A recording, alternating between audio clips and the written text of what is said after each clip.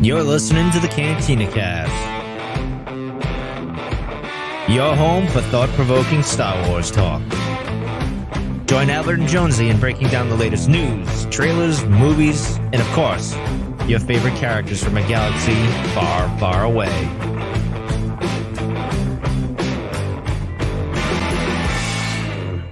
Hello, everyone, and welcome to the Cantina Cast. My name is Albert Padilla, and this is episode 365, A Test of Courage. So we're a few weeks behind this. We had some, pandemics. We had some natural disasters. So again, we're just a couple weeks behind on getting back to this stuff. But the good news is we've hopefully got some things here that maybe some of the other shows you listen to, other things you've seen, haven't picked up on. And it's going to be fun to just kind of speculate on where some of the High Republic stories are going, especially with the mid-grade novels here, the young adult novels. So to help me do all of this is someone searching for something desperately at the moment. But no, that's Jonesy. I'm trying to recover from your shirt, man. Grogu is doing some trippy things with the green screen there, brother. Yeah, there's a lot of green in the shirt, and it's just kind of, and what it's doing is it's showing you the back here. So Grogu's now orange. I love it. It's like a hologram type of thing going on. He is, yeah. How you doing? Doing great, man. It's a rainy weekend here in Houston, which I am a huge fan of, actually. So it's It's better than the humidity that's always in Houston. So. Yeah, it's actually been dry, which has been really nice. But yeah, man, I'm excited to get back into some High Republic. And we were talking before we came on the air. I've been reading some of the comics and stuff, so we're gonna get some of the news and some things that are going on there. I'm excited to see what's coming up soon. Yeah. Well, let's segue into it. We've got a couple things to talk about, and we'll start with this came out earlier this week. I think it was like Monday, just like yesterday, as a matter of fact. But yeah, so they announced a number of new titles that are all coming part of what they're calling Phase 1, Wave 2. So we are currently in Phase 1 of the High Republic that extends over the course of next 3 years or something. There's like 3 phases. And Wave 2 is about to kick off here in June. So we're ramping up Phase 1. I think the comics are probably the last thing and you can see it. If you're following the comics, you can kind of see where those storylines are coming to a close for the most part. And we'll probably segue into the next stuff here as part of Wave 2. But yeah, the ones that, you got our attention, right? Avar Chris riding a Rancor, sure. We'll take that. Could you be more in love? No, I can't. This is all I think about now is her. The Star Wars Insider, that's all cool stuff. But this is the one that's got, I think, everybody talking about, and that's The Rising Storm by Cavan Scott. So the next adult novel that's coming in the series, and looking forward to this one greatly. I know you had a chance to look at the synopsis. I guess they gave the descriptions of all of these for the first time, but this one is scheduled to, was it June 29th, alongside Race to Crash Point Mountain, I think, or Tower as well, or same day release. But what did you think about the description on this one? Well, I mean, it's that last bit again. This is the thing that they kept teasing whenever we were learning about Project. I almost call it Project Lithium, Luminous. Yeah, Project Luminous. Yeah, it was this this great fear that was going to really shake the Jedi to their core, and we've been speculating a bit about what that is, and it looks like hopefully Cavan Scott's actually going to deliver on that and give us front and center what it is we can expect that that their true enemy is going to really deploy. But it has taken a little bit of clarity for us, though, because we originally were uncertain, if the Nile were involved with any of that, and this highly suggests that there is something with that, though, and in combination with the Force. So this is going to be an interesting one to see if it pans out. We've not really had a Cavan Scott adult book, really, have we? I mean, because did Dooku Jedi Lost really qualify as that on the audio front? No, I wouldn't, but I mean, that's just, I mean, I think, either way, I think it can go. But yeah. Yeah. So I think we're curious to see how Cavan Scott does with with an adult novel. And usually he's been doing some of the younger stuff, and, but this is going to have, Stellan Gios in it, which we're itching to get more. Finally. Yeah. Yeah, I know, right? We love Elzar Mann and Bel Zettifar, and we're going to get some more of them. And, Marchion Rowe should be front and center. So next chapter and then what's going on. But yeah, it seems like we're going to get one adult novel per wave, which I don't know how I feel about. I feel maybe a little disappointed by that. I think I don't know that's a prescription. I mean, that's certainly the trend. And I'm with you. I would feel slighted a little bit because I'm invested in the storyline and the characters now. So I'd like to see more come faster. But Yeah, I think the jury's still out. I would hope, given the number of writers that they have, a number of things that are kind of in parallel and flux, that they would be able to, have a moment in there, at least in one of the phases where we've got 2 coming out. Or I don't think we're going to have, a plethora of books that are all adult, but I think there's a good chance we might have it. Hopefully, we won't have to wait very long in between. That's the part that kills us, Yeah, at least it's me. been 6 months. Yeah, call it something like that, 5 or 6 months. So yeah, by the time it comes out. yeah. And and so just so I know you kind of teased it up, but it says, as the Jedi struggle to curb the carnage of the rampaging Nile, they come face to face with their true fear their enemy plans to unleash across the galaxy, the kind of fear that will even the Force cannot shield them from. So again, they're, like you said, they're toying with this idea that, the Force is either in jeopardy or at risk or something. We don't know. It's kind of nebulous right now, but we'll get things a little bit cleared up in just a little bit. Right. And we have no reference to the Drengir in that description either, which is curious considering how prevalent they are now starting to get in some of the material. Yep. It's almost like two different evil fronts right now that they're fighting. So Right. we speculate whether or not these are going to come together. Are they going to join forces? It's all fun speculation to be determined there. And if you did pick up the Test of Courage novel, in the back they had the first, I think it was just the first chapter of or one of the chapters of Race to Crash Point Tower. So this is the next book that's coming out same day. This is the young adult novel, and this is got Ram. So I know they've talked about Ram Jamaran. We won't get into his character just yet. He's a tinkerer and all that with robots and stuff like that, or androids. But that one looks pretty fun. I mean, it's the fair, which we talked about as being one of the great wasn't the great works. idea. Great works. Thank you. Yeah. So this fair that she's put together here. And there's a theme through a lot of this content. If you read through this, the comics and the books, both adult, young adult, all the different strands, it's all focused around the fair. Right. So it's all centralizing it. So again, we're going to have this continued connectivity between them where they play off and hand off between one and the other, or they show up kind of at the, at individual times before they go and do their own thing. So this is going to continue this interconnectedness of it all. Right. They've got kind of these like nexus points, like these events and things, that emergences and all that. And then, so we got some more comics here. I mean, the artwork is really cool. The cover stuff that they're doing, cover art. And then the last one is the Out of the Shadows, which is Justina Ireland. And that is again, a young adult novel. And this is about a month later. And so we've got 2 coming out on June 29th. This one's coming out July 22nd. And this is our first look at Silvestri Yarrow. Yeah. What do you think about this one? I mean, the description. I mean, we don't know much about it other than this. There's a lot of, there's some names that we're familiar with, Comic Vitus and Reese Silas and those guys. But I'm curious to see how this really goes. I mean, this is kind of a big unknown for me right now because there's not a lot of, outside of what we see here, there hasn't been much about it. Right. And what I think is interesting is Vernestra Rowe is kind of be back in this one. So we're going to talk about her today, which was in a youth book, 8 to 12-year-old. And now she's getting moved up into the young adult novel as well. So we're going to see these characters move in and out of these different age ranges too. So there's not adult characters and children characters. And you and I think, had a speculation about some of this before that we'll get to on the show tonight. But I'm really interested. We're going to talk about her here in a few minutes, but her character, I had some different expectations for her, and she delivered on some and missed maybe a few others.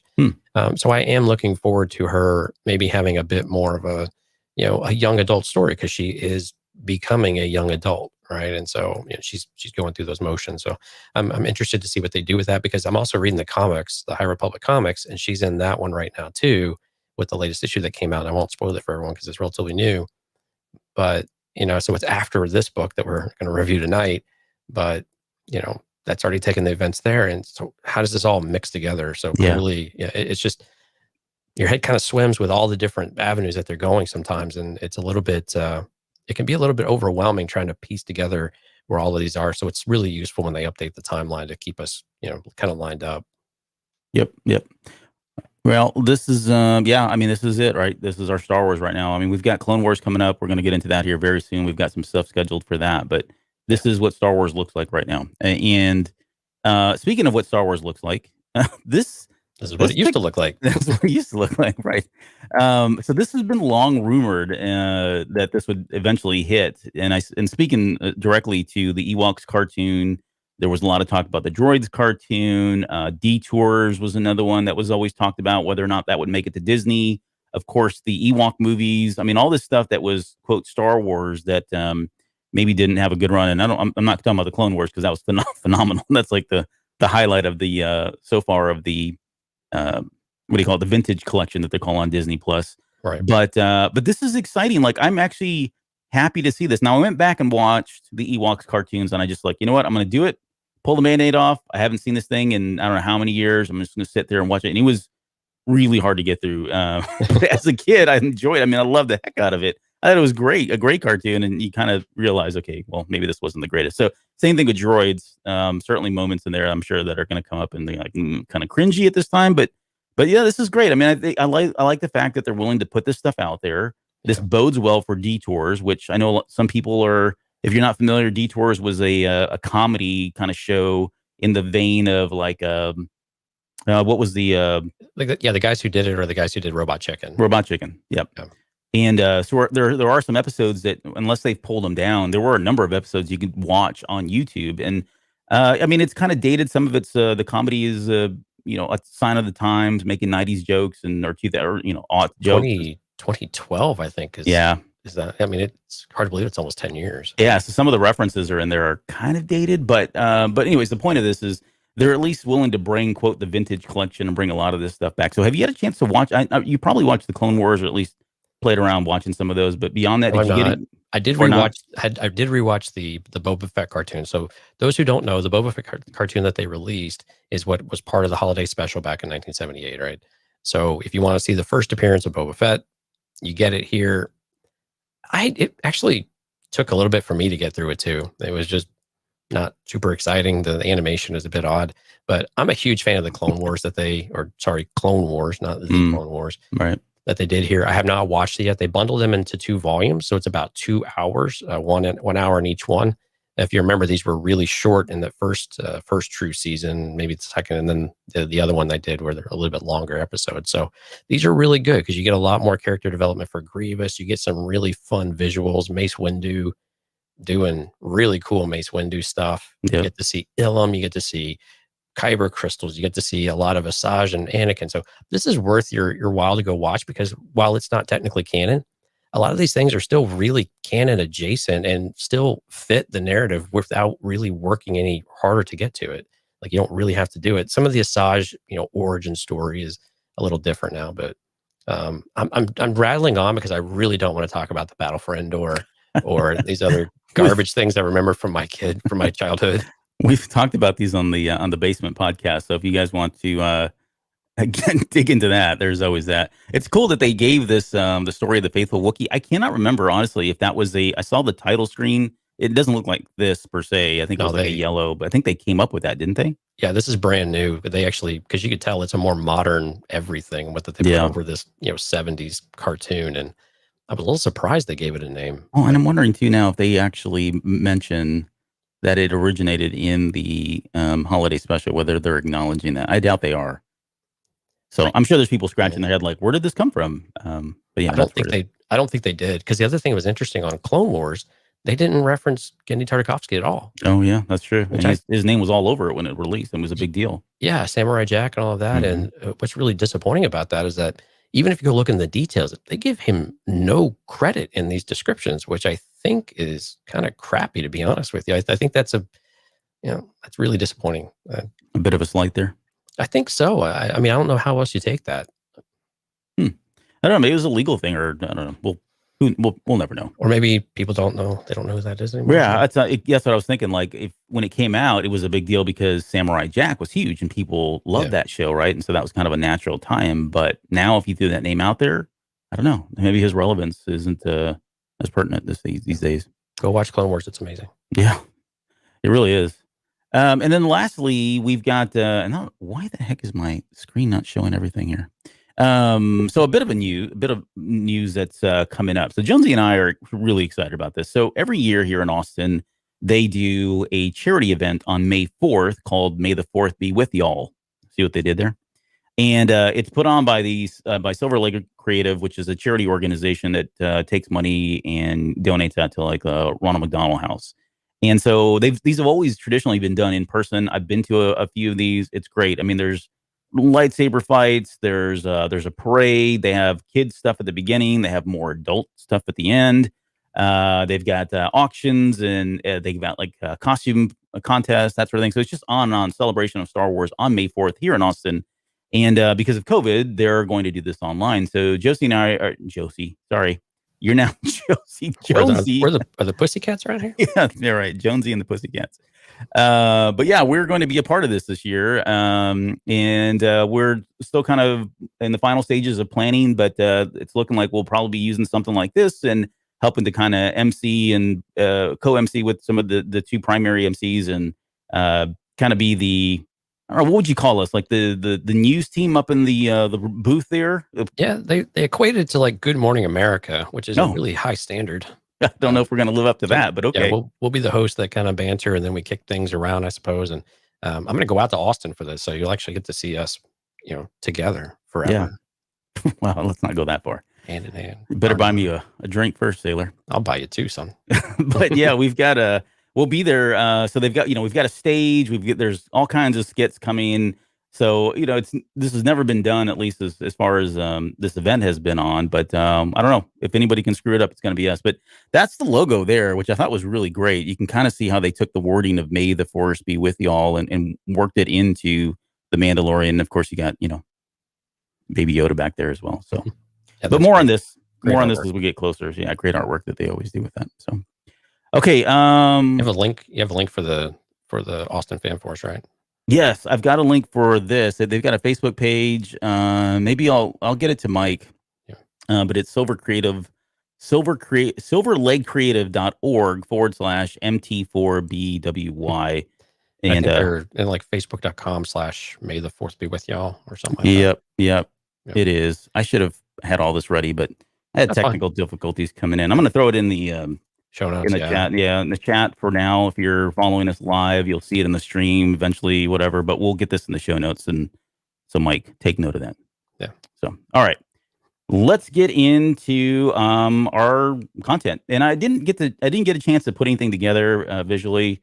I wanted to. There were actually some really cool artwork that's scattered into this book, and there's not a lot. I think 3 or 4 pictures or whatever, but it's nice artwork. It's very similar. It's the same style as what you see on the cover of A Test of Courage. But I thought what we could do to kind of get this one started, it's going to be a little different than we did with obviously with the Light of the Jedi. We're not going to break this down chapter by chapter and get into every single fine detail. But I thought it'd be interesting at least to talk about the characters themselves, and then maybe touch on some things, Jonesy, that we felt stood out. Either things that we hadn't seen before, things that caught our attention, stuff that would be kind of fun to speculate, going forward. And what does this mean? Does it mean anything?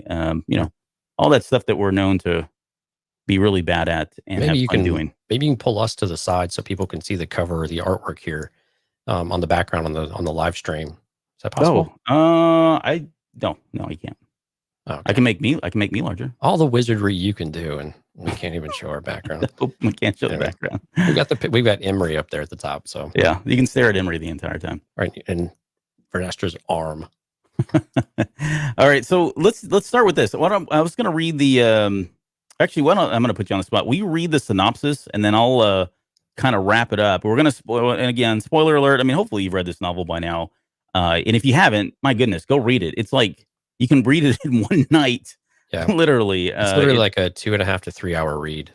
Really, it's only 146 pages on my phone. Okay. It goes really, really fast. All right, you want to give the synopsis a shot here, and then I'll fill in the blanks on what happens with all the spoilers right after that. Right. I don't have to say it like Tom Kane anymore, right? No, you don't. Long before the Clone Wars, the Empire or the First Order, the Jedi lit the way for the galaxy in a golden age known as the High Republic. Vernestra Rwoh has just become a Jedi Knight at age 15, but her first real assignment feels an awful lot like babysitting. She's been charged with supervising 11-year-old aspiring inventor Avin Starros on a cruiser headed to the dedication of a wondrous new space station called Starlight Beacon. But soon into their journey, bombs go off aboard the cruiser. While the adult Jedi try to save the ship, Vernestra, Avin's droid J6, A Jedi Padawan and an ambassador's son make it to an escape shuttle, but communications are out and supplies are low. They decide to land on a nearby moon, which offers shelter, but not much more. Unbeknownst to them, danger lurks in the forest. I thought that was odd that it was a question. Does it? Yeah, that's strange. I don't know. But again, this book is for 8 to 12-year-olds, so maybe it's just meant to stir up drama, excitement, right? Right. Yeah. All right. So this does take place right after the destruction of the Legacy run and the great disaster from Light of the Jedi, right? So we've talked about that, and it kind of falls in right in the middle. Well, I wouldn't say technically in the middle, but it definitely happens after the great disaster and before the dedication to the Starlight Beacon, which is at the very end of that, right? And the rest of the story is that also on this moon, and the moon's called Wevo, which is kind of a weird name, but Wevo is the name of the moon. There's also two Nihil that they come across on the moon, and they are there because they were the ones that actually blew up the spaceship that they were all traveling on. And it was called the Steady Wing. And when that ship blew up, they realized there was a potential that people could have survived. And so they were kind of the cleanup crew, right? They were kind of tying up loose ends, trying to make sure that there were no survivors to kind of keep the identity safe of the Nihil and what they were doing. So they are all on this planet. At some point, two of the boys in the story decide to go exact revenge on the two Nihil. One of them is a Jedi, which we're going to talk about here in a little bit, and how that didn't go. And they end up getting captured. The girls, so there's one Jedi, there's a technician, like inventor kind of person. Son of Senator, right? Yeah, right. And then there's a droid. They all go to rescue the boys, and they do. And then there's a big confrontation between the two Jedi, who's one's kind of gotten bitten by the dark side a little bit, well, maybe more than a little bit. And once that gets all cleared up, they're finally rescued by Master Skier, as I have to force myself to say, and Keeve, who's also from the High Republic comic. So they come, they rescue them, they get them off the planet. And the book ends, we'll talk about that too at the very end, with a new character that is introduced from the Nye, who I'm curious to see like where she fits into all of this later down the road. But how did you like this book? I mean, it's and like we need to set expectations, right? I think people have tried to do that, and I think some people are still just not following or not caring. But how did you like the book, given this is truly a young adult novel and something you can get through, and like you said, in about a 2 to 3 hour read? I thought it was fairly good. Actually, some of the words and things they used in it were, appropriate. I mean, I'm around some 10-year-olds, 11-year-olds, and I think they would enjoy this type of thing. The story isn't anything overwhelmingly exciting, right? There's a lot of exposition. We're learning new characters, and the conflict at the end and the resolution. It's a very gentle curve. It's not going to be anything that you would expect from an adult novel, and I think that's exactly what we have to really go into it with. And that's probably what people have an issue with. They were like, well, even kids' book can have excitement and things like that, but kids, you have to give it a bit more of that gentle curve. So, but it was really easy to read. The characters were very well defined, I thought. I would have liked a little more about Venestra. Actually, Venestra, I thought that she got a little short-ended of what we had originally did some speculation on when we were doing our High Republic introduction show months ago. But overall, a solid book, especially for the age group it is. And I think it does a great job. And like we were talking about earlier, Justina Ireland is now taking Vernestra Rowe and Emery into a young adult book. And so I'm curious now to see how that evolves, and not only from a storytelling perspective, but also, what they're able to and kind of allowed to do with the characters, right? Because, and you brought this up a few shows ago, that, the young adult character or young adult books are playing with some rather adult themes, or they're referencing it, right? And so, how do they take the characters and how do they evolve in a different way, in a more mature way? But overall, really liked Avon Stars a lot. I thought she was probably the star of this book. Her just overwhelming curiosity about everything and just willingness to get into trouble. Was just a highlight for me on this one. What about you? Yeah, I would agree. I mean, it's a pretty solid story. Now, it doesn't have the complexity of Light of the Jedi, right? You're not having to deal with like multiple fronts and storylines and threads and kind of wondering how things are going to kind of come together and what's the relevance of it all, which is all fun to do in the long novels, right? That's kind of why you go into those. You want to kind of figure out how it's going to, or at least just see how it all comes together. This one is very straightforward, right? It is there's again not a lot of depth to it, but there's not supposed to be either, right? I mean, this is not a novel for you and I to read, or I mean, we did and we can enjoy it, but it wasn't. We're not the target audience, right? So from that perspective, I thought it was a great novel. Like the characters are great. They've got depth. They've got dimension to them. There's a lot to be explored, and they do explore some things, but they leave a lot of things open, and the book ends with a lot of things that are still wide open. So I enjoyed a lot of that. I love the fact that it was just a quick read, and there were, believe it or not, of course, we can take a 2-minute trailer and turn that into a 2-hour episode, but I think there was enough here for us to kind of extrapolate and talk about, and that I felt was like of substance that we could talk about that may or may not play into future storylines and threads and ideas in the High Republic era, but I think there are. I mean, I think everything seems very purposeful, and so even the smallest things that you just kind of maybe skim over or don't pay too much attention to, I think will have either repercussions down the road or, expand into something a little bit more concrete or substantial, which would be really exciting because I think there are some great stuff in there from that perspective. Yeah, and some of these characters are interesting enough, even in a book like this, that you actually want some of that, which I think is really important. Yeah. Even if you feel like they were a little flat or they didn't have the complexity, like you were saying, there's still enough there that you want to learn more about them, especially if you see them pop up in other medium. Yep. And there was one part of me too that was wondering, like, if this was, and I think it got kind of answered to some extent, but whether or not we would see this host of characters as, quote, the young adult, mid-grade level characters, and would we ever get like an Honesty or an Emery in something like Light of the Jedi, right? I don't know that they'll ever get to that. Maybe by phase 3, that would be cool to kind of see them progress as they get older, and some of the other ones start, unfortunately, dying off, or something happens to them. Being able to kind of see them progress into that role. And so when we end with the High Republic, wouldn't that be crazy if these were like some of the main characters, right? Of the series or of the storyline. I really like that idea too. I like them coming back together, even if they get pulled apart. And like I said earlier, we've already got Emery and Vernestra in the High Republic comic book. And presumably we're going to see some of these other characters come in and out of High Republic Adventures, as well as the flagship comic. So, I think it would be good. I think it would be good to have a generation grow up with certain characters and be able to enjoy them and see that growth and experience that journey with them, like we did, with Luke back when we were kids. Right. That journey as you go through it. And I think these characters have got some great potential to be able to deliver on some of that. Yeah.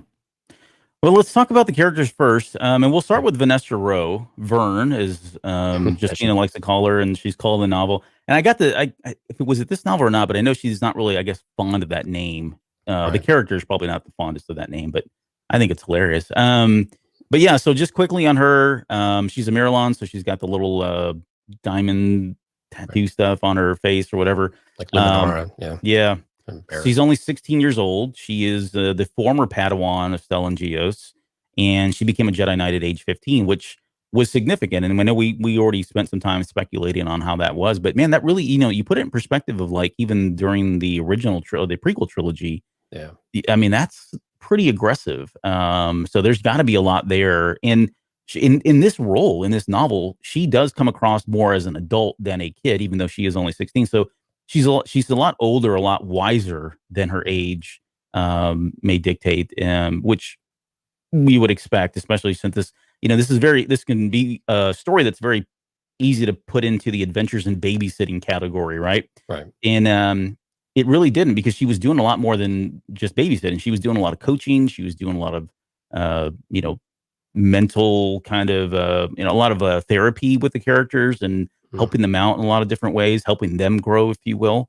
But she seemed very level-headed, very mature for her age. There weren't a lot of moments where she was just a kid or acted like a 16-year-old kid. So I think all of that makes sense. And the fact that she's a prodigy, and she's got, I think she's very strong in her force ability. She was able to demonstrate that earlier on when the ship was exploding, and her ability to kind of keep everything together literally with the force was pretty cool. And then there was a part of her that's got some ingenuity, which we'll get into in a little bit with her weapon. But I've said enough about her. What about you? What did I not cover? What did you like about her?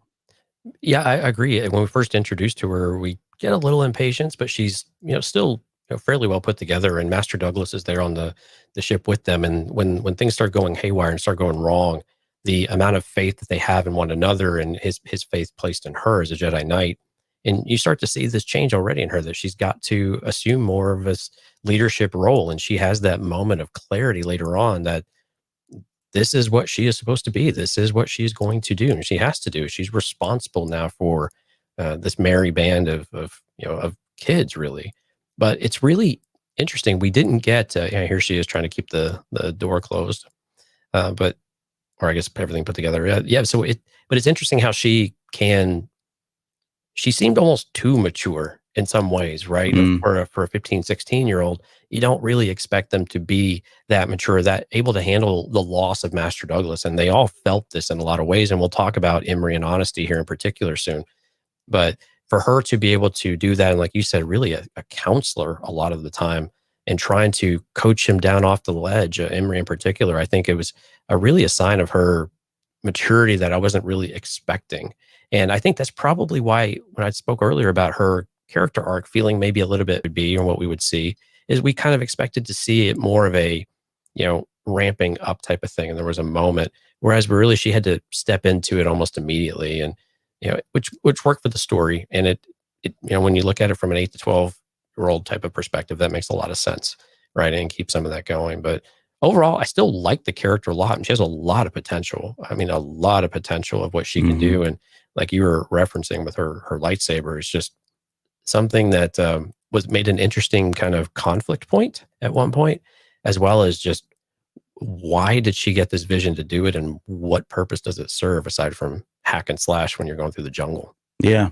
Well, let's we'll come back to that, because I kind of want to lump all of the new Force abilities, and maybe not new, but the Force abilities at least were on display, although some were new, and particularly her weapon a little bit later, and kind of talk about, here's what you can expect from the High Republic from that angle. Right. There, the other thing about her that I felt was intriguing was she's I don't know where they're going to take her with this story, and where she leaves off at the very end. Like the fact that she's taken on a Padawan, and we should probably mention all that, right? I mean, first off, she was sent to watch Avon Starros. She's almost kind of like this. I don't know. I wouldn't call her bodyguard, but certainly somebody that was supposed to keep her in line, because she was much more mature. And you got a character like Avon, who's just, wow. We're going to get into that in just a little bit. Finding trouble where it doesn't even exist.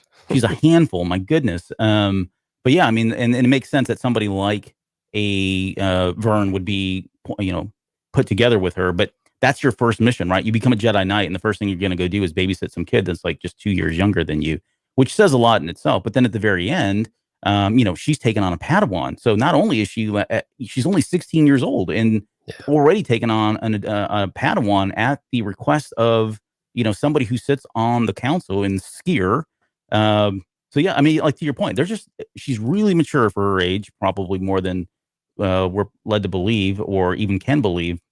But they are really throwing a lot of responsibility on her, and I just wonder if they're going to burn her out, like if she's going to have some kind of burnout a little bit later. Because if you got, kids got to develop, right? You can be great, you can be responsible, mature, and all that stuff, but what are you sacrificing for all that? Now, the Jedi sacrifice so much already by taking kids and putting them through this, program and removing them from their families and all of that. But I just wonder if that's going to catch up with her at some point, and what that would look like if it does.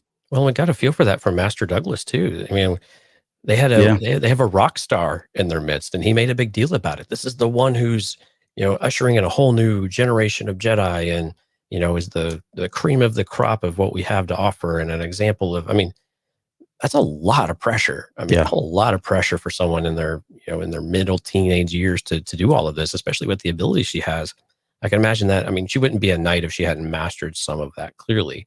But I'm with you. For her to take on a Padawan, especially where they were at the end of this book, and to take on Emery, and then her age and experience, she's only been knighted for maybe a year. Let's be generous and give her a year.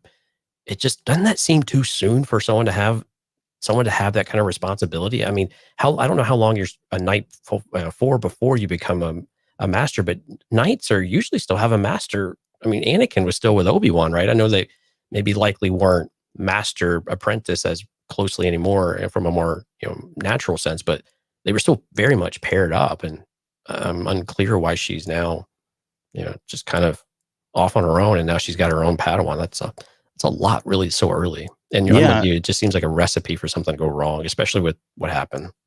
and we'll get into this because I mean, it's not like she got a Padawan who is just the joy of everyone's eye right now either. I mean, she's Right. arguably got the worst of the worst in terms of Padawans, or maybe not. I don't know. We'll talk about that here. Situations, I think, yeah, at the Yes, very least, yeah. yeah. I mean, he's a good person and all that. He made some bad choices, and unfortunately, we know where this usually leads, but maybe not. Maybe it's different in the High Republic. So. Right. Okay, so we'll come back to her in a little bit because we want to talk about her, some of the powers that she displayed and her weapon. But let's get into Avon Starros. And so she's a human. She's 12 years old. She's an aspiring inventor. She's very strong-willed, very opinionated, very rebellious. She's got a very inquisitive mind. She's kind of the take action, ask for forgiveness later, right? Right. The Mike Rondo school of thinking. She borrows things at times. I think when it starts, the book opens up with her borrowing a speeder bike or a swoop or something, and she's driving around on that thing. And then later on, we see her borrow something else, which we'll talk about. Her mother is a Republican senator, and there's a great moment in there which I don't even have in the show notes. We're not going to get into it, where there's this realization for a lot of these kids that their parents really do care, and they may not see it. And I think as kids, we all kind of go through that, which kudos to Justina Ireland for putting that in there. And it's so under the radar that I don't think it's really going to, people are going to latch onto it. But she does go through that as well. I'm glad you brought that up, because I agree with you. I think that was actually one of the more touching, like, emotional aspects of the book. Mm-hmm. And I thought it was really cool to see her have that realization again at 12 years old and all the brilliance in the world. But she has a lot of anger against her mother. She feels like she's been cast aside and she's been forgotten. She hasn't been contacted in over a month. Things like that. And, why would she do all these things if she just didn't want to get away from her and find an excuse? And, things happen later on and you're able to have a different perspective on it. And I thought it was Justina Ireland really did a really nice job of having that realization moment, not lingering on it too long, but just enough that it did really give you a little bit of that emotional weight and gravity that I think the book had plenty of, I thought. But I think this one for Avon Starros, who was having a difficult time really having any empathy for a lot of things, this was the moment where we started to see her really understand more and her start to mature, and her character arc in this one I thought was quite solid. Yeah, I mean, that's to your point. That's going to be pretty exciting when we see her a little bit later. Yeah. There's and then lastly, she is a descendant of Santa Starros, who, if you followed the Star Wars comic, that's Han Solo's wife. Wife in quotes, yeah. So the quick story is they were posing as husband and wife, and I think they went through and did the deed for the sake of the heist or the whatever. I can't remember what they were. It was something, scoundrelly, if that's a word. Right. And so technically she's, the wife of Han Solo, but it wasn't like a consummated marriage or anything. But yeah, she is of that bloodline further down. So how that plays into it, I mean, that's obviously a very conscious decision, and curious to see why, because she could have been anybody, but they chose to make her a part of that bloodline. So we'll see if why or how that kind of plays out, or what that would mean for some of them. Maybe they're the characters and the stories that they're still coming, because I think she's still active in the Star Wars comic. Yeah, she's still around anyways. Yeah, she came back around just recently, I believe. Yeah, and again, they're both very strong-willed, younger girl and woman, and very rebellious, and you can definitely see a lot of that that blood has remained in the bloodline. Yep. There's and then we'll talk about J6, who, let me go over here. I can probably blow this up a little bit so you can kind of see the characters. But J6 is the android there, who looks kind of like a 3PO, kind of like there's a character named Scorpio. If you played, well, you probably haven't, but SWTOR, there's a character named Scorpio who looks very similar. But this is she used to be a bodyguard. Now she's kind of like a nanny droid. So her mom has her running around with this droid. She's armed and has a lot of weapons because she used to be a bodyguard droid or whatever, which I thought was kind of cool. She pulls all these weapons out at the very end of the book and just startles everybody, like, what in the heck? I didn't know this. She's got like an arsenal in all her, pockets, if you will. But the cool thing about this, and just a bit of speculation, I did like the fact that her personality is atypical in this timeline. Somebody, a droid that is of this consciousness, this sentience, right, is not, it's just not common. And so far that she is making decisions about her own self, like she's very self-aware. And all this is like startling to everybody that sees her, more so for Avon, because Avon turns out is the one that programmed her. She did this programming to allow her to kind of be more realistic and more lifelike. And I'm wondering now if this is going to be, and I'm going to really get into speculation here, but I started thinking, that'd be cool if these are the origins of like, a chopper or a K2SO or a C3PO, right?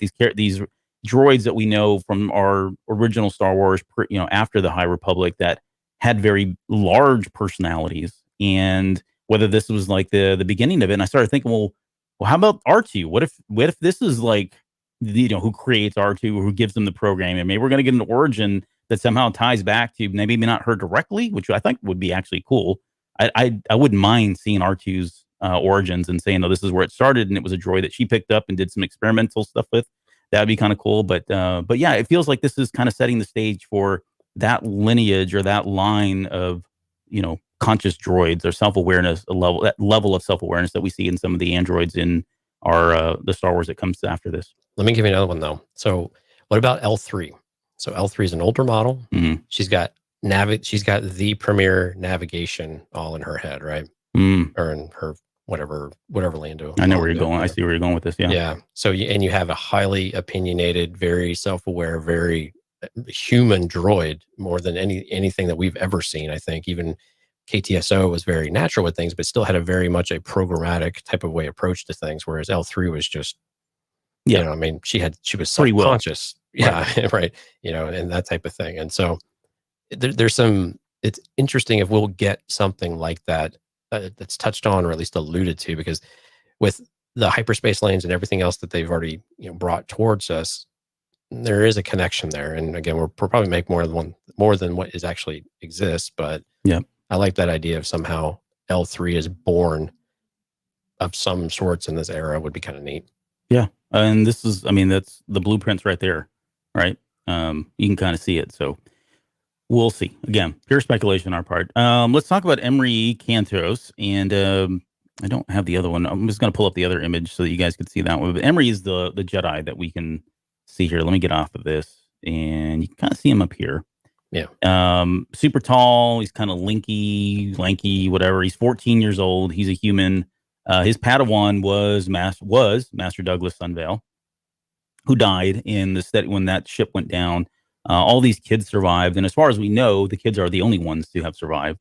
Yeah. Everyone else died on that ship, including his Jedi master. So, and the big kind of key point for him is, again, he's kind of like a what's his name from Wreath, like Silas, or he's kind of like Wreath Silas, where he's not the best Jedi, right? He has trouble. He's not like, he's not the Vern or the Avar Chris or any of these other great Jedi, but he's got a master that really believes in him, and he seems to flourish when his master is around. So he's very connected emotionally, and relies on that Jedi master to be there to kind of give him the inner strength and the courage and everything he needs to be a successful Jedi. And when that's literally taken from him and destroyed because he dies, it sends him down a downward spiral. And it kind of gives us the conflict. It's got probably the biggest dynamic is his personality and how he's kind of dealing with all of this, being kind of ripped out. I mean, you got to think he's already been ripped out from one parent.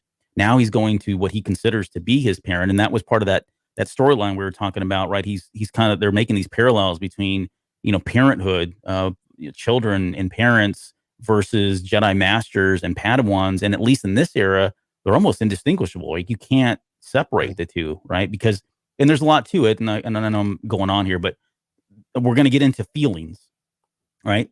And I think that we're going to really get into feelings, guys. No, but seriously, like the aspect of feelings and how much in this era it's encouraged to be really in tune with your feelings. And it's okay to make mistakes. It's okay to, feel bad and do all that stuff. You just can't give into it. And that's a little different than I think from the perspective that we get going into the prequel trilogy and obviously thereafter, where they're very stoic and they know they can't allow that stuff to happen. And is it because of stuff that happens in the High Republic, because are we seeing why that the mentality or the doctrine or whatever of the Jedi in the prequel trilogy and the original trilogy is the way it is because of how in tune everybody's are with their feelings here. But this is a good example. This character, right, he took it to heart when that happened. But so what else on him? Yeah. I mean, more on the relationship aspect of it. I mean, it's like borderline codependent. I mean, it's probably not borderline. He's vastly. It's a strict definition of codependency in this one, and it started lending me like some thoughts and questions about. This isn't the first time we've seen this type of connection between a Padawan and the Master, or even a Knight and a Master. And so I'm really curious if Jedi in this era are really somewhat coddled when they're young. And I think, and that's kind of speaking to your point you were just talking about, is that they have got such a connection here. And we have seen where the younger Jedi are failing, right? Because we saw this with Bell jumping off a cliff. We've seen it in the Keeve jumping off with Master Skier on a cliff in the comic books, and so we've seen these things where and then of course Emery here unable to get his lightsaber to work, and properly at the very least. It's weak. It kind of fades in and out a little bit. Yeah. It's not proper. It can hack at bushes and stuff, but it really can't repel blasters. It can't really be in a lightsaber fight, and it's inconsistent, right?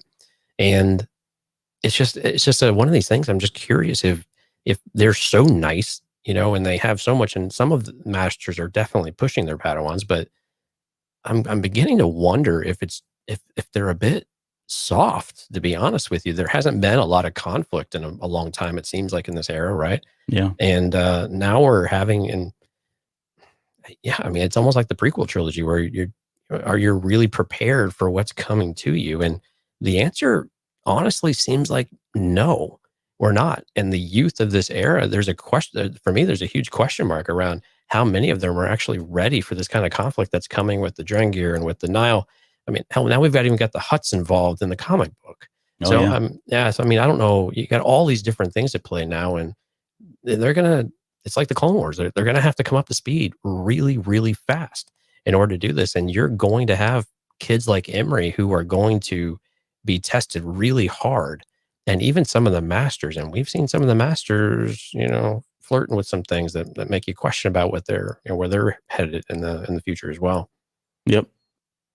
So, and then the last character is it's this guy right here. It looks like he's kind of in a bathrobe. So that's Honesty Weft, and again, he's another character that there's a lot going on here because he ends up losing his parents. So the whole storyline is, or one of the sub storylines here, is that they're part of the Dalnan. Is it Dalnans? Yep. So so the Dalnans they're trying to get the Dalnans into the Republic, be a part of the Republic, and these guys live out in the outer regions out here where the Starlight Beacon is and all that, right? And so what the whole plan is Avon's mom wanted her to go befriend the Dalnans so that she could get some inside there, get a relationship going, kind of help ease to get them in to be part of the Republic. And so he's on this ship with his parents, and they're all heading to the Starlight Beacon because they want to be there in time for the dedication. His mother, I think, is still back. Yeah, thank you. Yeah. And there's a delegation of Dalnans as well, so a lot of their high council, if you will, are on the ship. Well, if this is a counselor ship, where's the ambassador? No, I'm kidding. So yeah. So anyway, when he gets separated from his dad dies as well. And so again, he's reeling as well. So you've got two boys that have just lost their parents, their father figures. Mm-hmm. And this puts them in a position which I mentioned earlier. They take it upon themselves to go seek revenge out on the Nile after they determine that they're the ones that caused the whole ship to go down. But in the same regard, I mean, he's only 14 years old. He's got this weird dynamic where he's an aspiring combat medic, but yet he comes from a planet that maybe not like Alderaan, but they're not really a combative type planet, right? It's like it's probably the farthest thing he should be trying to become. But they breed warriors. They're preparing for the war that has never happened, basically, in generation or two. Yep. Yeah. And so he's kind of going on this. That's what he wants to do. And then there's this whole aspect of him where he's kind of going on this I don't know what we call like a vocational training or something, you know, where they send them off to go do a special mission. And when they come back, they have the skills that they need in order to kind of fulfill the role that they want to go into. So that was his background. Again, there's a lot there. And, you know, whether or not that anything comes of it, we don't know yet. But the key takeaway is, you know, again, like with Emery, he is going through a lot of things and trying to deal with the grief that he's experiencing. And he's got no parents there, nobody to confide in outside of, you know, Vanessa Rowe, we've already talked about as being, you know, pretty young herself. So yeah, he befriends Emery. Is like, yeah, man, let's go get revenge on these guys. Let's go kill them. Let's do this. And they feed off of each other. That was a really cool thing. Like Emery, towards the very end of the book, when, you know, after he went down the dark side path, and, you know, he knows he's not going to be expelled from the Jedi Order and all of that stuff. You know, he confesses that, you know, I actually fed off of his and then empowered him as well to do these things. Like, you know, he really acknowledges that this was not a good combination to have two people that had a lot of emotions tied into their losses, and rightfully so. But yeah, it led them both to do some really some dark things. Yeah, and you start to see all the things that we've learned over the generations of Star Wars, right? Of, you know, fear, despair, loss, all those things, because like one bad thing happened after another to these kids. So the traumatic event with the ship blowing up, they lose their parental figures. They get on a ship that is hardly functioning, is only by luck this thing is actually working. It doesn't have any supplies. It can't get anywhere. So they go to a remote planet, or a moon rather. And then the moon, doesn't seem to be any civilization around them. And then it has acid rain. And then Right. I mean, it's just like one thing after another, you know, and even the kid's pet monkey dies. I mean, get killed. So, I mean, it's just like, you can see why, like, how you can just get completely just pressed down and completely smothered with just hopelessness, right? And honesty in particular is just negative about everything. He has these glimmers of, in these moments of like, I'm going to take charge. I'm going to put my training to use. I actually have something to contribute. But then he's in his own way with just everything he's experienced, everything that he's feeling, and unable to really talk with anybody around him. And one thing, the characters all try to help each other in various ways throughout the book, which I thought was interesting, because you could always see which ones kind of worked and which ones didn't. And I thought that was just, it was kind of a bit of a fun read to see how they all tried, especially Avon, who really doesn't have kind of any empathy at all for much. No filter. Yeah. Whatever's on their mind. Yeah. Yeah. It just kind of comes out. But you're right. Emery's empathy, and he's a bit of an empath. So he was able to help find the moon, because his one of his force abilities, and he didn't realize it was this strong, is to be able to kind of point a wayfinder type of thing, I believe you called it, you know, of being able to somewhat sense a direction where people are at, or emotion and that type of thing. He gets these, and so he was able to help them steer the ship in a direction of where they were going. But that's exactly the type of thing that happened with Honesty at the same time. You know, they're brooding off of one another, and then when they actually find the Nihiler there, and they learn that these are the guys that, you know, that did all of this and took everything away from them, you know, they rile each other up, and then Emery just finishes the job of riling them up, and just like, he stands over him like, "You're not asleep. Let's go." Yeah, you know, right. You want this, right? We can go do this. You know, they're not going to let us do it, so we're going to go take care of ourselves. We're men. Yeah. Ish. Yeah. And Steph brought up a good point about that too. There was a moment in there where they were like, all right, the boys screwed up. The girls got together, and let's go get them. Let's go get them out of there. Right. As usual, bailing the boys out. That's fine. I'll accept that. That's fair criticism. There, I want to show, let's see, let me throw this up too. So I did get there are two other characters. You can kind of see them here. There's Clineth Da, who is the girl there with the pink hair. They're mentioned earlier on in the novel. Like I said, they're the ones that actually end up seeing the bombs that go off. I'm trying to blow that up a little bit more now. You can see there's all the guns for J6. Yeah, right. She's got like an arsenal there. But that's her. And the Aqualish is somebody named, is it Guishi or Guish?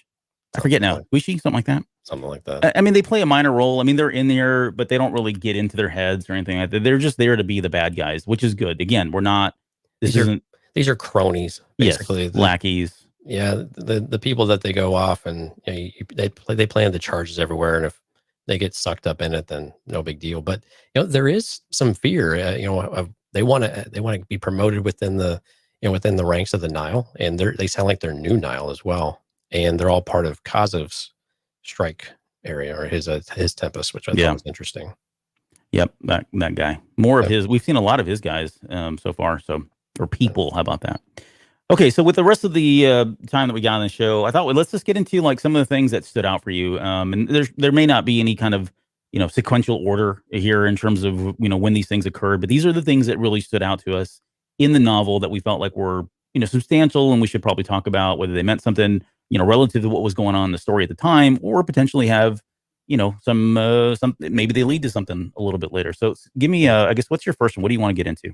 Well, I think we finally started flirting with the darkness, which I thought was fun. And we talked a little bit about this already, but we even got a little bit of history too. We got confirmation that the ancient Jedi started the Sith, right? At least that's from their perspective. We got a Night Sisters and a Guardians of Yavin, which we don't really know what that is. But what I thought was interesting about it was that they value the quote, chaotic, destructive side of the Force. And so this is very different. This is like MCU. Like, so with Marvel, you have like Wanda, right? Wanda Maximoff is the Scarlet Witch, but she's actually using chaos magic rather than some of the other magics that are out there. And there's some great tutorials on YouTube explaining all that, because I cannot do it.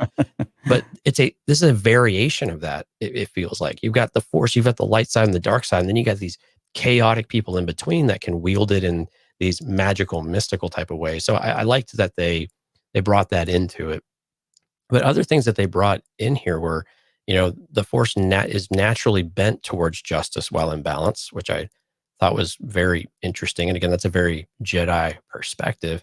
And then Skier also, at the very end of it, he says it's a deliberate path to the dark. It's not a series of bad days. You actually make the decision over and over and over to do those things. And we definitely saw Imri doing that. And we had that inner monologue too, that he knew it was wrong. He knew he shouldn't be, taunting Vernestra. And then he was able to, basically tell himself that, he could take care of her, and he would, and it's the right thing to do. And I mean, he was made a very conscious choice to go through that one. Of course, she put him in his place quite quickly and showed him really what she's capable of. But I just thought it was interesting. We finally got some characters really dealing with the dark side, and that darkness coming up. And it's interesting to see how they all interpret and manage some of that, and what they know about it, and what they know about the history of it. And so I was really happy that it finally showed up somewhere, and we really got an idea for it. We're getting a little bit in the comics. We're going to get it elsewhere, right? This is all coming up, but it was really interesting that it was in such a children's type of book for our first real exploration of the dark side in the High Republic, though. Yeah. So a couple things there, like the Force naturally bent toward justice while in balance. That was like, I read that line. I thought, okay, but whose perspective is that from? Is that exactly from their point of view or not, or is that really it? I mean, should we expect that to be the case? I mean, I think that changes things, substantially if that's true. But I think I read that more as from their perspective. And it seemed like a very naive perspective as well. Yes, I would agree. That's the one thing I took away from it, is like, no, this is the way it is. My 14-year-old brain mind is black and white, and this is justice, is the light. And again, lack of conflict, I think, and lack of real exposure to what the darkness really is. Yeah. And so the other thing, in just to kind of touch on what you said there with the Skier's, deliberate path to the dark, not a series of bad days. That is I think that is substantial. You think about like Yoda's quote, right? Which seems so definitive, that once you start down the path of the dark side, forever will dominate your destiny, right? When we heard that line in Empire Strikes Back, I mean, that was significant. It's like, okay, well, you can't ever do this. Like, it's off. And maybe Yoda's right. I don't know what things are going to be like in this era. Maybe a lot of the wisdom that we see him sharing with Luke and whoever is listening is coming and stemming because of the events that happened in the High Republic era. Because he seems so very, like, too old to train, right? What if there's a character that we're going to find out that came in around the same time as Anakin and did some really awful things, or a series of them or something, right? And that led him to kind of have that mindset, or the mindset of, it is black and white. As much as, spoiler alert, There is one in the High Republic Adventures. Yeah, that's true. There is one High Republic Adventures. Although, well, okay, we'll get to that. But so maybe that's one, or maybe it is a character that it seems like here it's really about what we kind of we try to teach our kids today. It's like, hey, you're not a bad person. You've just made bad decisions, right? And Right. that's not going to mean that you're forever locked into this role of being a bad person all your life. I mean, this is you apologize, you make up for it, and say you're sorry, and get on with it. Don't do it again. Don't make the mistake again. I don't know that works so well in the Force, but they Right. seem to, at least the Jedi seem to think that's the case here, right? You can be tempted, and it's okay to be tempted. It's okay to be in touch with your feelings, and it's okay to feel everything you're feeling, which again is very, to me at least, it feels very counterintuitive to what the Jedi are being taught and go through in all the Lucas era, right, if you will. Right. Very different there. So who knows? We'll see how this kind of plays out. But I thought it was interesting that not only did he cross into the dark side, so Emery, not only did he cross in the dark side, because at one point he's choking one of the Nile, right? He's using the dark side to clearly choke her. So it's a force choke. And I think we've always associated force choking with a certain level of dark side power, right? Vader can do it, but it's not just something every dark side user is doing, at least not in, yeah. But yeah, so anyways, I have a feeling like he did really tap into a very potent level of dark side power to get to where he was, because not only did he do that, like you said, he then went on and was like, well, I can't really do this. She's a Jedi. And he's like, you know what? Forget it. I can take her. And his lightsaber was suddenly, you mentioned earlier, it was very purposeful that they talked about his lightsaber not being very bright and not being very strong. And then when he gets into this battle, because he's tapped into the dark side, it's like super glowing bright, right? It's super strong. He's realizing the potential and how much tapping in the dark side is making him a more powerful force user, that he feels emboldened to take on somebody like Vanessa Rowe, who's arguably one of the best, if not the best, that's out there, next to somebody like Avar Chris, my girl. But yeah, so I mean, to that point, there's with like Emery and her, these younger characters that are kind of going through all of this right now. It's just a very, very different era, and it seems like they are allowed to really kind of feel all of this stuff. They just can't hold on to it, and I think that extends into what we've talked about already, being relationships as well. Whether it's a Padawan and a master, whether they are in tune with their feelings, and they're really much closer than we see them in other eras, or in the event of like Avar Chris and Elzar Mann, where they're very much in touch with their personal feelings for one another, on a more than just a platonic or Right. Friendship level, and they seem to be okay with that. They know they can't cross the line, but they don't fight it, right? They're okay giving into it and acknowledging it. They're just not going to maybe follow through on it. So this is, again, I think this is kind of a recipe for disaster. Personally, I think this is what they're maybe toying with here, and eventually we'll see all that kind of come to fruition, and things go horribly wrong because of this, and maybe that changes the mentality a little bit later. But definitely all good points there. Right. I mean, and I can't remember who said it, but one of the masters said, every Jedi is going to be tempted by the dark at some point. It's just a matter of fact. Something's going to come up, and we've been speculating maybe a bit more about Elzar Mann, because feels a little slighted and stuff like that too. Yeah, but right. Emery, when he touched into it, he knew what was happening, and just when you get that taste of it, and you get that he started to feel what else he could do, what he was capable of, and you could just understand why it's so alluring, and why you could think that that's sustainable, and that that's something that you could actually be. But at what cost does it take on you and everything around you?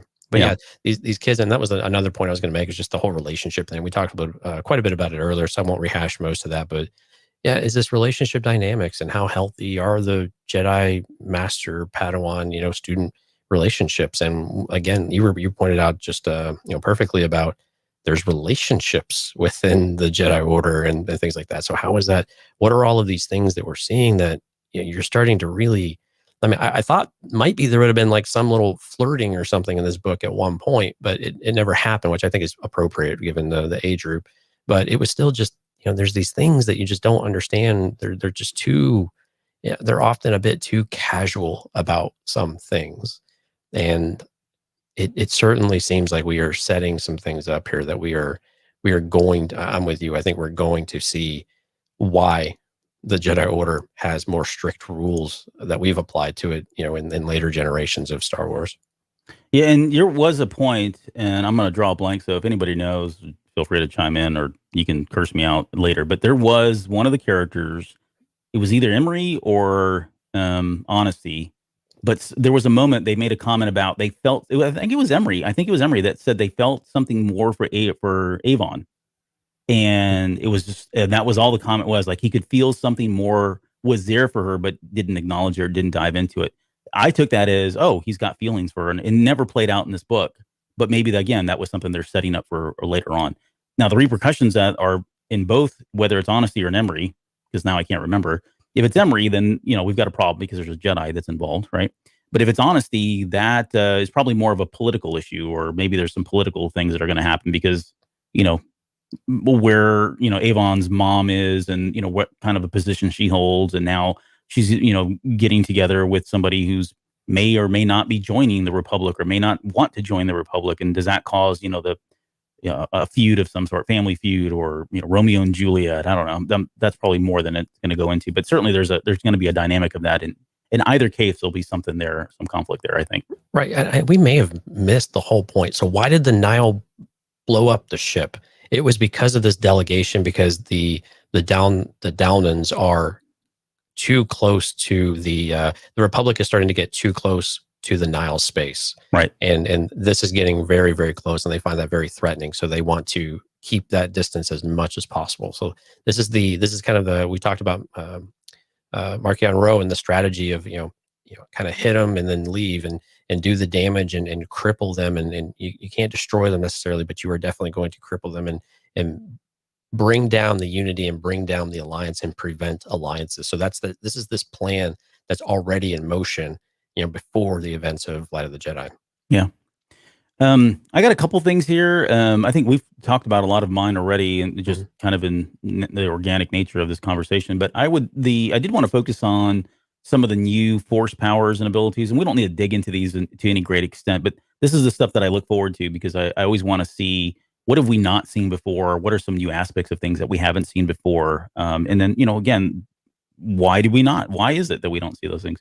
So Vern was able to display a number of things. There was the whole breach at one point. So when the Steadfast, that's the name, Yep. when one of the bombs blew off, there was a big hole in, it was sucking things out, and there was I think a chair that was blocking the shield to seal. And there was a moment there where she, along with Master Douglas, thank you. It's like $25,000 pyramid. But like Master Douglas and her were trying to keep everybody from getting sucked out of space, and she was doing a pretty good job. I mean, he was probably she ends up letting him kind of do it, but being able to keep everybody in a stasis kind of position, I thought was kind of neat. It reminds me of like in what was it, Rise of Skywalker, where the Millennium Falcon blasts everybody and Kylo Ren's just kind of standing there. We know he's using the Force to prevent himself from flying back, all the other putzes that are flying back there. But it was the same kind of thing here, right? They were able to keep everybody in a state of not moving. Let's talk about the whip. And I got a picture here. It's not a very serious picture because this is a kid's book. So, but this is the light whip. And so we didn't even mention that she's got a purple lightsaber, which we probably should, because I still think there is some significance of it. So far, everybody, with the exception of, it's not up on screen yet. Oh, it's not on screen. Sorry. Let me pull that. I think with the exception of 2 characters so far, they seem pretty traditional blue and green lightsabers, right? Yeah. But, we've got one character who's got purple, and historically speaking, right, purple was reserved for a character that was able to kind of balance between, good, purple, blue and yellow, blue and red make purple. And that's why we equate that to being somebody that can tap into both sides, right? So the most obvious being like somebody like Mace Windu. But we don't know anything yet as far as her purple lightsaber, or if that's really a unique weapon. It is unique in the fact that we haven't seen many of that color. But what was unique was the fact that she was able to turn this into a whip, a force whip. And I think you mentioned it earlier, but it's probably worth repeating. This was a weapon that was used by the Night Sisters. So there's a precedence of dark side, or at least force users, using a weapon like this. I think it's associated with the dark side, and it's certainly associated with Night Sisters. And so it was kind of taboo for Jedi to even use this weapon. Like, and this, it's all fed into the fact that she was keeping this a secret, right? She built this. She was inspired. She had a vision one night that came to her that said she needed to do this. For what purpose, she wasn't sure. But in a vision, she was told she needed to go modify her lightsaber so that she could turn it into a force whip, even though, again, that was a kind of a forbidden weapon, something that Jedi shouldn't be using whatsoever. And then she took it upon herself to hide the idea. So she can turn this thing on and use it as a lightsaber, right? But with a flick of a switch kind of thing, it turns into this whole whip. So that's so there are a couple things there.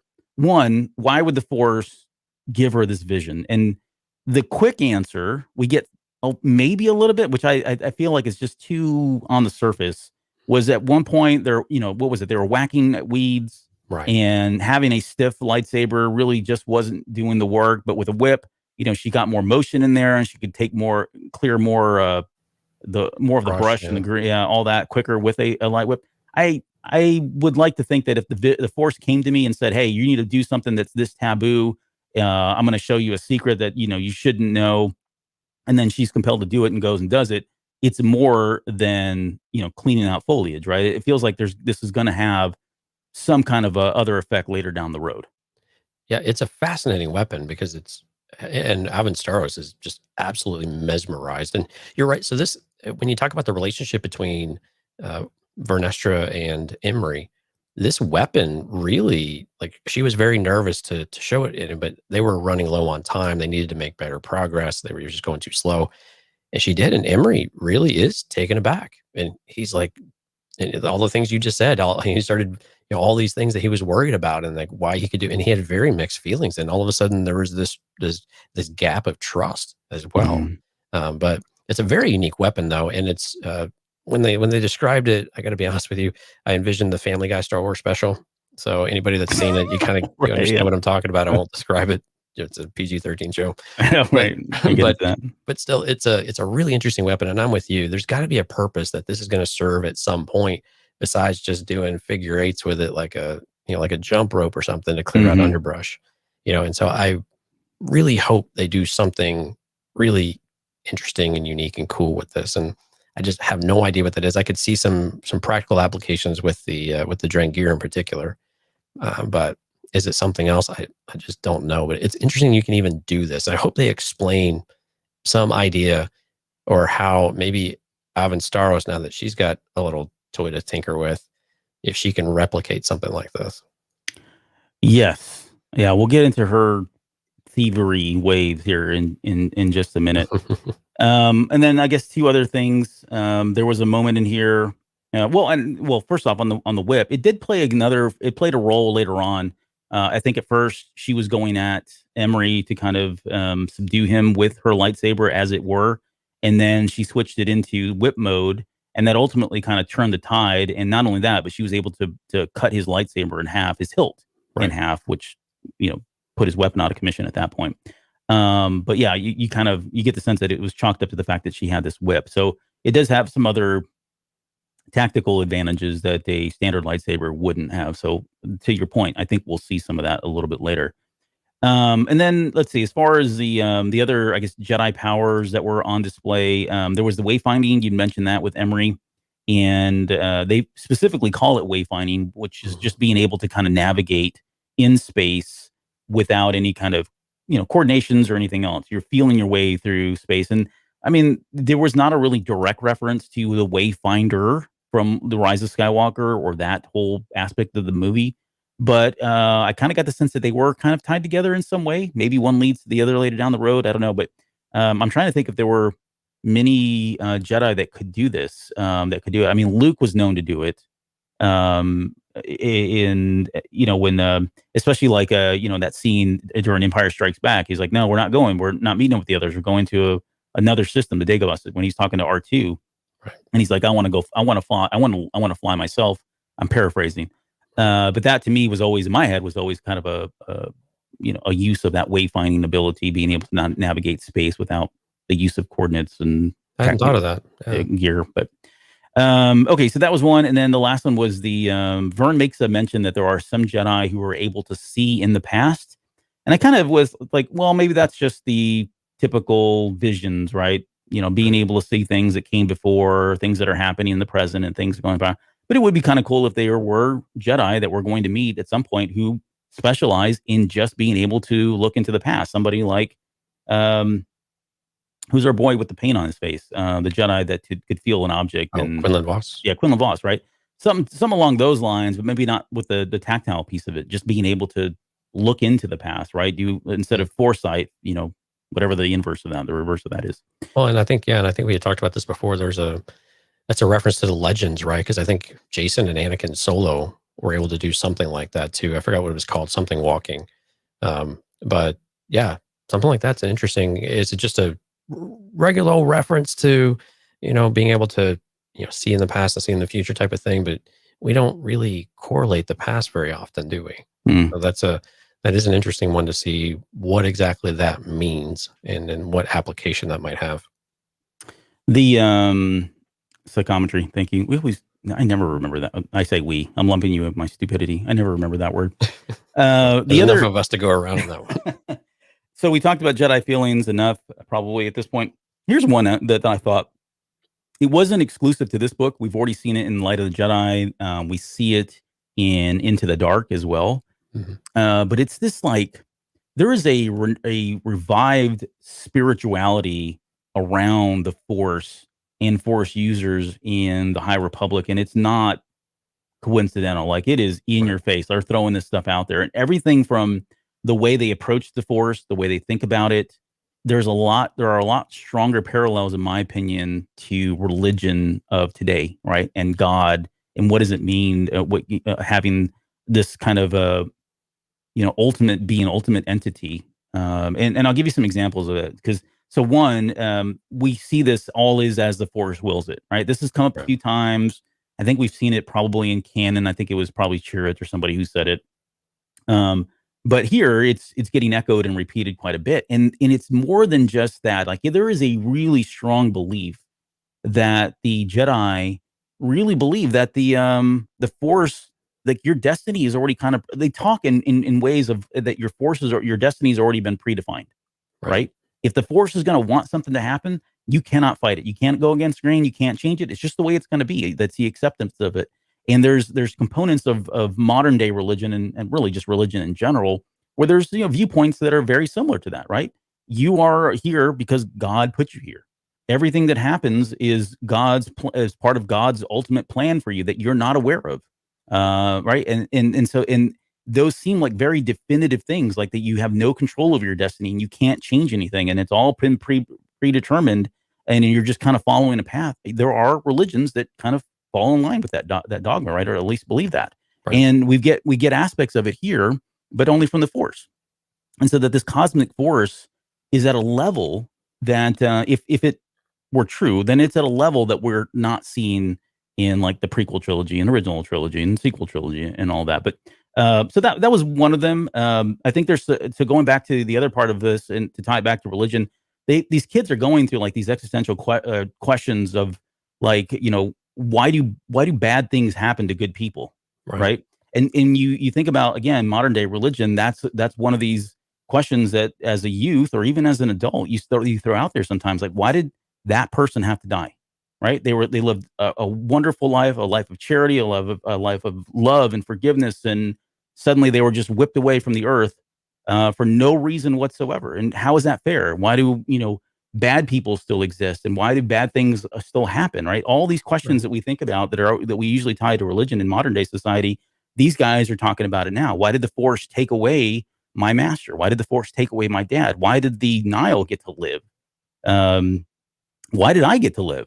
Right? That whole survivor's remorse aspect, there was a little bit of that was being played around with in this book as well. Them feeling man, this sucks. I didn't, I have nothing now. I don't want this. I want, I'd rather just not be around than have to live with the thoughts of, all of that stuff. So, I've been going on a little bit here, but I'm sure you picked up on that. Was there anything that I missed around that? And I guess, what are your thoughts on maybe why this is so important, or if it is? Yeah. I mean, it starts to beg the question of, is this why we start to get dark Jedi? We know they're going to encounter fear and something that's going to shake them to their very core. And we've already started to see loss, and presumably we're going to see a bit more substantial loss here pretty soon. or in the coming waves and things like that. So is this, I like the way you put it, it's an existential crisis, because if you start to doubt enough, you start to go down the path of, I'm going to take everything into my own hands because it doesn't matter anyway. Mm. Right? I will bend the force to my will. I will take the force and do what I can with it. And you get like what Emery had in this book. And so I think that's potentially one of the paths that it's starting to set up, and I do like it's like Avankurs, like the Song of the Force. These things are very, spiritual in nature, and many of them are at peace. We all see it differently and all of these things, but what if you don't see it in such a peaceful way?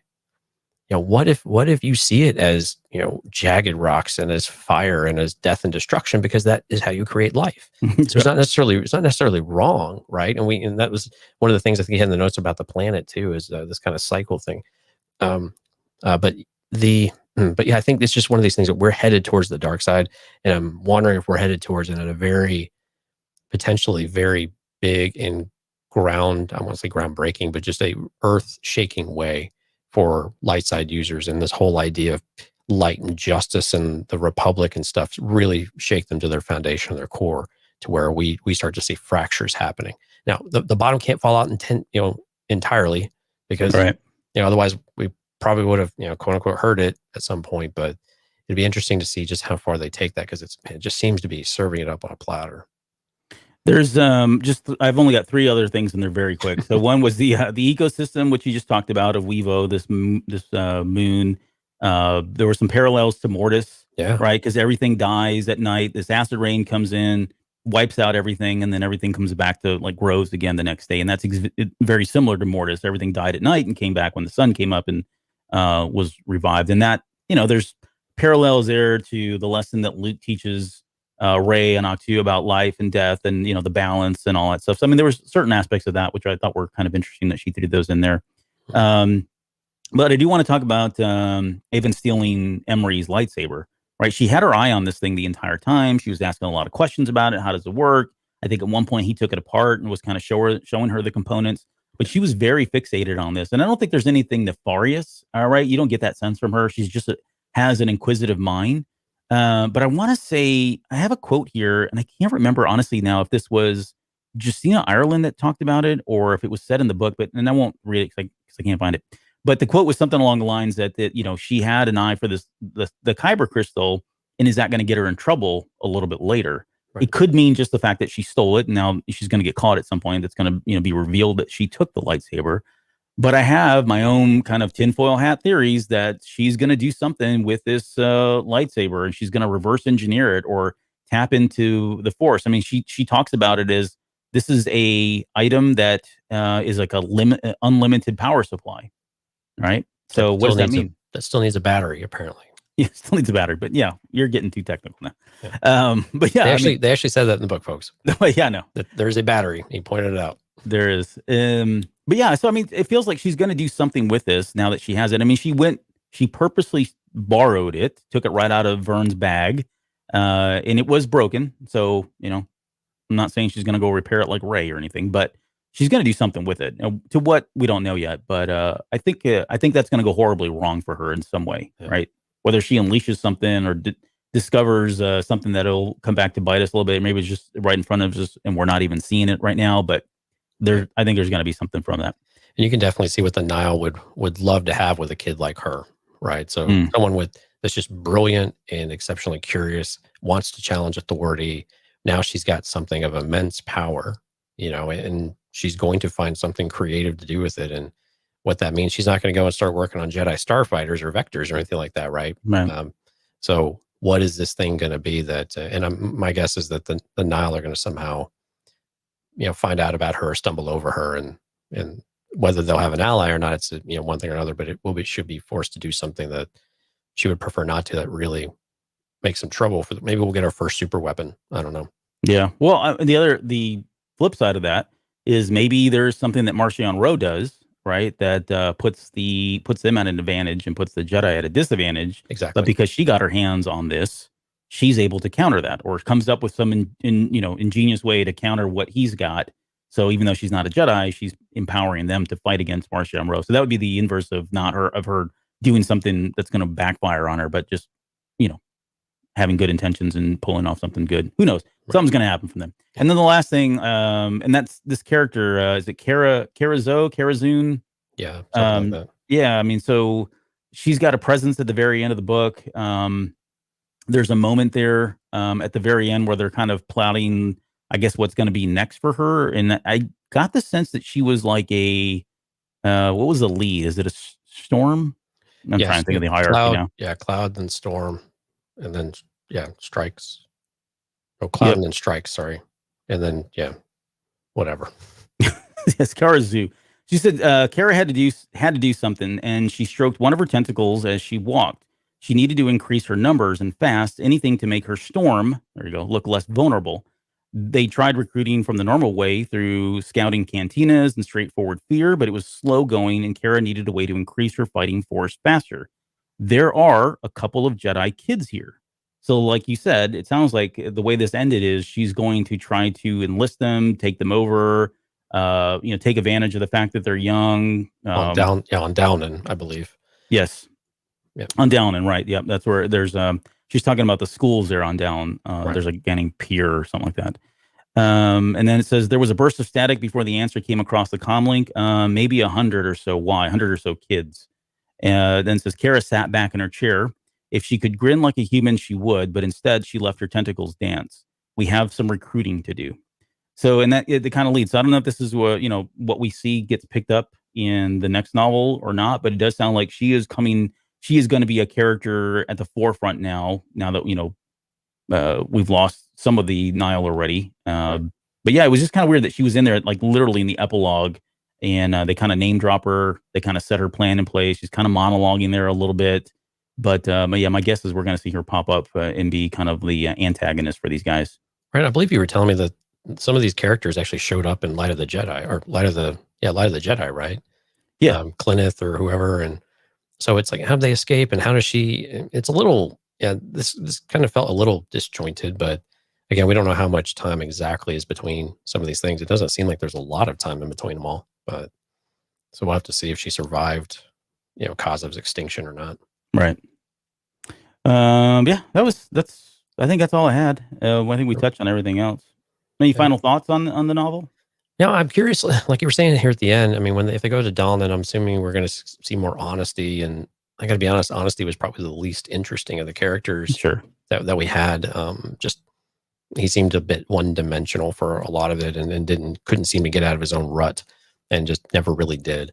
So I'm not super interested in that much, but I think overall this book did pretty well. I thought it was all right. It was, a gentle kind of story, gentle arc, not a lot of complexity to it. I thought it was well written, though. I thought we got information about these characters, and I started to, we spent an hour and a half on this. So clearly there's some interest in what these kids are doing and what their futures look like, and what that might mean for Star Wars. It might mean for a new generation of Star Wars fans as well.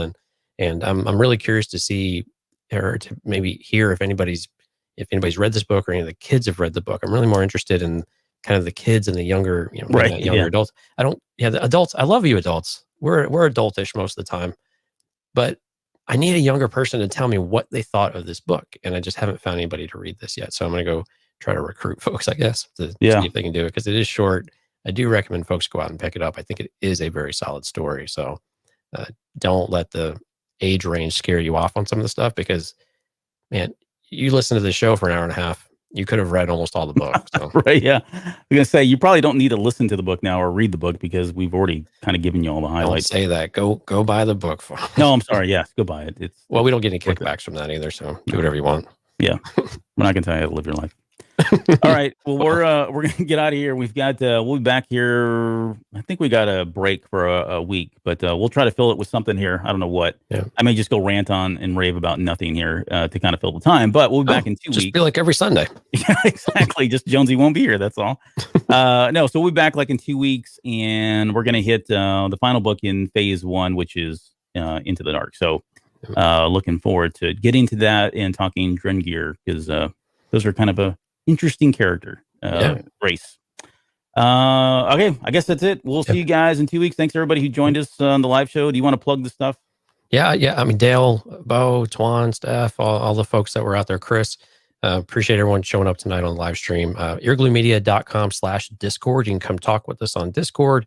earglumedia.com, of course. We do have a Patreon if you feel so inclined to throw a couple nickels our way. I think it's earglumedia.com/CC Patreon. But anyway, come see us in Discord. We just want the interaction with y'all. We like talking Star Wars, and appreciate all the folks who are having great conversations out there lately. Cool. All right. With that, we'll see you guys in 2 weeks.